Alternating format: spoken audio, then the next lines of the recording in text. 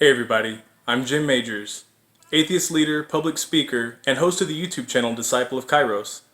And you're watching another great video by Atheist Edge.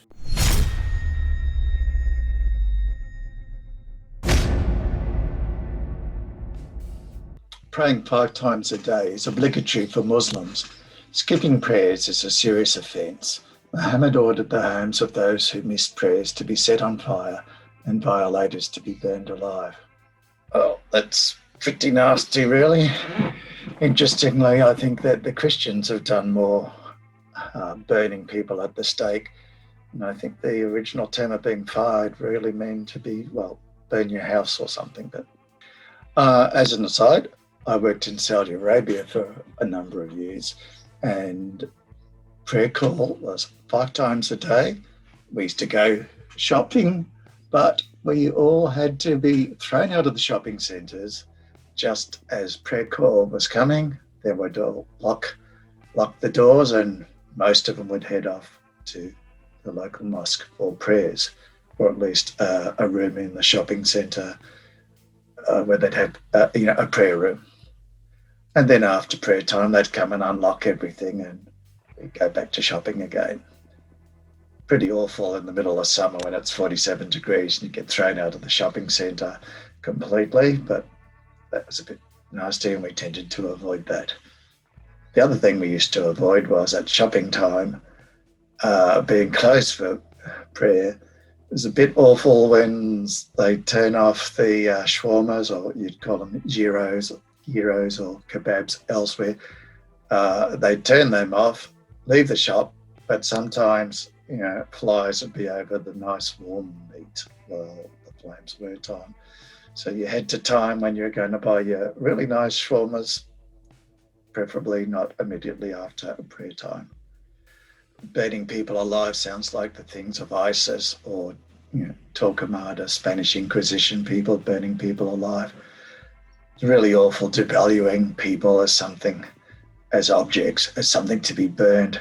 Totally revolting, something common to these versions of Islam and Christianity. Just revolting.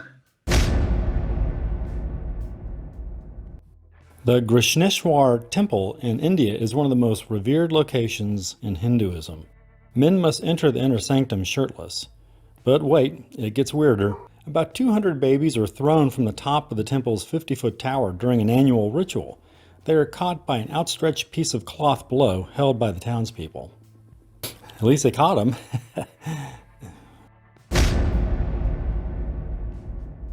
Humankind was wiped out because they were evil. Then the earth was repopulated with people who didn't behave any differently.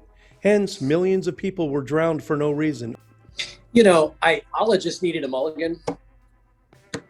Well, this reminds the me. thing is, there are flood stories in other ancient religions and ancient cultures on other continents that weren't necessarily inspired by, the Hebrew stories. It's just, when you've got a cataclysmic flood, which. But we have to remember, Rex. I mean, Islam is it's Abrahamic roots, Same same through as Abraham, they accept the Judeo-Christianity. same origin story. So. Yeah, so they're just plagiarizing this right out of the Old Testament anyway. So Sure. There's actually there are a number of stories in the Quran that kind of come from the Old Testament. But again, think about what a story like this would accomplish. It would accomplish putting fear in people, right? Like, you better behave or God's going to wipe you all out. It would also put in people this notion that God can be bargained with, right? That, if we'll act better, then he'll change his mind. And, I know that the Hebrew version ends with the rainbow promising, I'll never kill you that way again. I might kill you some other way. So as if light didn't refract before the flood. These are human stories, and humans like to tell stories that scare the kids into behavior. It reminds me of one of my favorite Bible verses, but slightly modified. The John 3:16, for God so loved the world. It's for God so loved the world that he drowned everybody in it in a great big flood, except for 6 people, the end. Well, and think about something like a flood story or a disease story. These are part of the human experience, right? Like, ancient man had to deal with floods and fires and diseases, and they didn't have modern architecture or modern medicine modern communication. And so these events were catastrophic, right? They would wipe out your field, they would wipe out your home, they would wipe out your livestock. And so the idea that there's a God in charge who's sending the flood or not sending the flood based on your behavior gave them more of a sense of control than the idea that, you know what, shit's going to happen and it's going to flood sometimes, and you have no control over that. It's almost better to believe, if you're ancient Nan in that situation, it's almost better to believe that you have some control over this and can blame yourself rather than saying you have no control over it. It's true. It makes perfect sense that natural disasters would work their way into the religious literature. The Shriners, a Freemasonry offshoot founded in Florida, have about 200 chapters worldwide and a membership approaching 500,000 people. They are famous for their Shriner Circus and other fundraising activities to support their children's hospitals.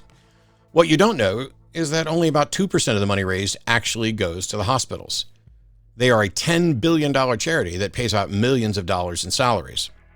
But the children barely see any of it. This problem exists not just in religious charities, but also in secular charities as well.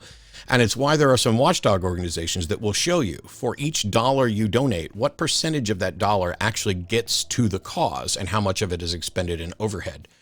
If the Shriners are only 2% efficient, then that means 98% of your donation, if that's accurate, goes to doing business, goes to running the Shriners. And so for every dollar you give, 2 pennies are getting to the people in need. All right, so Jim has a list here of different ways in which the scriptures are purported to suggest that people should kill their children for the Lord. And here we go. All right. Fathers should eat their sons. Ezekiel chapter 5, verse 10. Children should be starved to death. Lamentations chapter 4, verse 4. Poison them. Deuteronomy 32:24. Smite them all dead. Exodus 12:29. Stone them to death. Deuteronomy 21:21. Use a sword. Joshua 10, verse 30. Smash them in the streets. Nahum chapter 3, verse 10. Abandon them. Matthew 19:29. Kill them with death. Revelations chapter 2:23.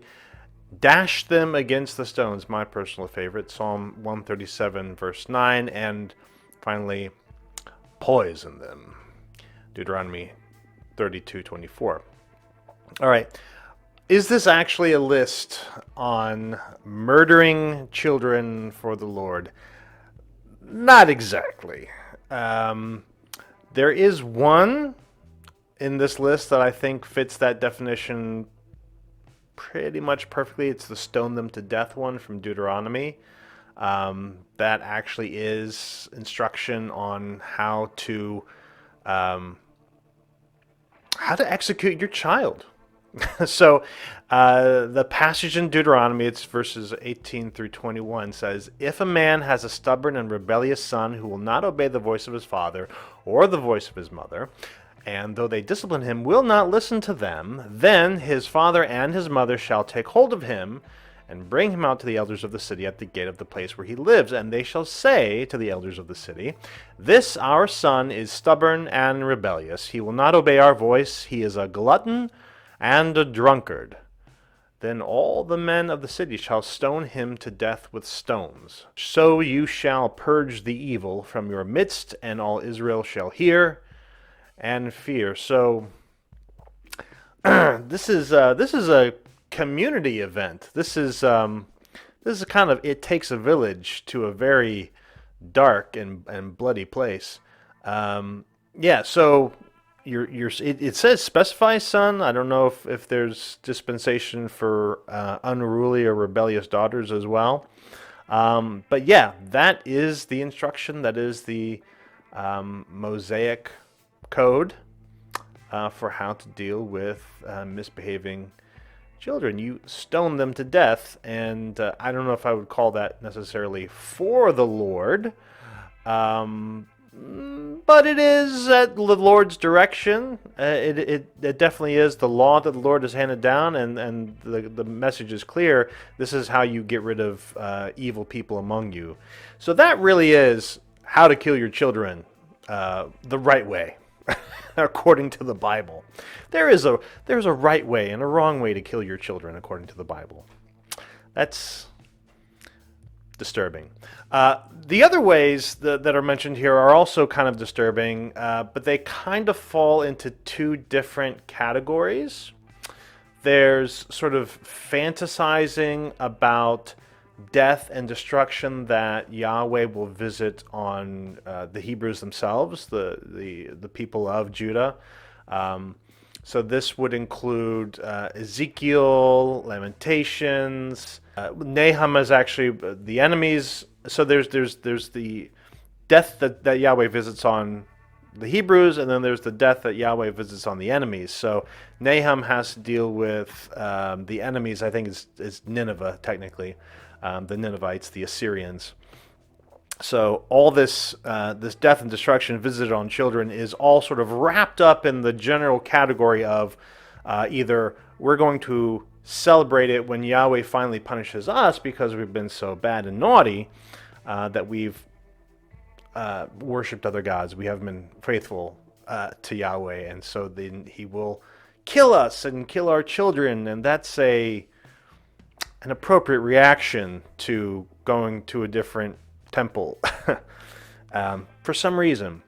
And then there's the other people, the enemies of Yahweh, or the enemies of really the people, for various reasons. Either the Syrians, because the Assyrians they were antagonists and they conquered the northern kingdom and dragged them off to exile. And then, of course, the Babylonians, who conquered the southern kingdom, Judah, and dragged most of them off to exile.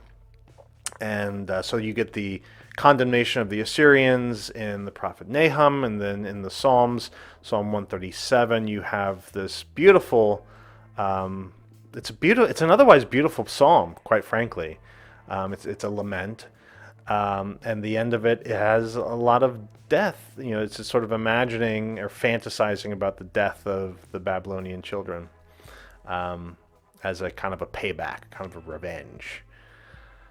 So, yeah. So there's that. The others, I would say, like with Joshua. I mean, so the Joshua chapter 10, using the sword to kill children. I mean, so yeah. So that sort of gets wrapped up in with the whole, the conquering of Palestine, of Canaan. There's this whole idea that the Hebrews came in and nobody could withstand them. So either you ran away, got out of the way, abandoned your city, or because if you stood up to them in battle, then you would be killed. And most of these towns, it sort of goes town by town. And most of these towns, the Hebrews are brutal, not forgiving, not kind, not merciful. Most of these towns they go into, the text explicitly says they killed everybody and everything, up to and including the livestock. And everybody and everything means the men and the women and the children, the little boys, the little girls, the little babies. If there's a baby in a crib, he got slaughtered by the Hebrews. That's whole part and parcel of this Canaanite invasion. Really fantasy. There's really no evidence historically or archaeologically that this actually happened. So this is just sort of a retroactive fantasy. It wouldn't have been awesome if our ancestors had done this thing, and this is the reason why we lay claim to this territory now, sort of a thing. But even as a fantasy, it's kind of disturbing. In Matthew, there's this, Jim mentions, abandon them. This is a passage where Jesus is saying, basically, if you have to follow me, and in order to follow me, you have to abandon your family. So if you're a father or a mother, abandon your children and follow me. So is that killing children for the Lord? I mean, we're assuming that the children are abandoned and are unable to fend for themselves and will then starve to death, or whatever. I don't know whether what we're imagining, a woman like dropping her baby in the field and walking away because Jesus is just that persuasive, or what. The language here is a little over the top, a little hyperbolic. Everyone who has left houses or brothers or sisters or father or mother or children or lands for my name's sake will receive 100-fold and will inherit eternal life. If